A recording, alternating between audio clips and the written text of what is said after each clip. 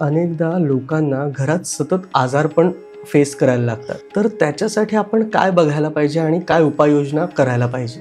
सगळ्यात आधी तर घराचा ब्रह्मतत्व बघा. बरोबर. ब्रह्मतत्व हा वास्तुदोष मुक्त असायला पाहिजे. ब्रह्मतत्व म्हणजे काय आहे की तुमच्या शरीराची जशी नाभी आहे ओके. तसा तुमच्या घराचा जो मध्यबिंदू आहे हा ब्रह्मतत्व आहे. तिथून एनर्जी फ्लो होत असते. ओके. तर तो क्लीन असायला पाहिजे. तिथे अडगळीची सामान अडगळ नको. अननेसेसरी ज्या गोष्टी लागत नाही त्या तिथे नको. ती क्लीन असायला पाहिजे सगळ्यात आधी.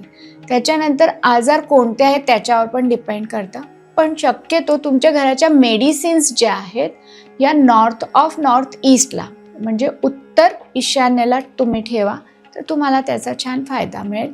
घराच्या लेडीजला ब्लोटिंगचा प्रॉब्लेम आहे, लेडीजला किंवा बाकी सगळ्यांना पण जर ब्लोटिंगचा प्रॉब्लेम आहे, गॅसचा प्रॉब्लेम आहे, पोटाचे विकार आहे तर त्यांनी साऊथ ईस्ट म्हणजेच अग्नी दिशा बघायला पाहिजे. ओके. जर अग्नी दिशा हा कट आहे किंवा तिथे पाणी ठेवलेलं आहे किंवा एक्सटेंडेड आहे म्हणजे वाढलेली आहे, तिथे बाल्कनी आलेली आहे आणि अजून आपण तिथे प्लांट्स ठेवलेत मग ती अजून इन्हान्स झाली तरी तुम्हाला मग त्रास होणार आहे. याबद्दलचा सविस्तर व्हिडिओ भक्ती प्रवाह या आपल्या YouTube चॅनलवर नक्की बघा.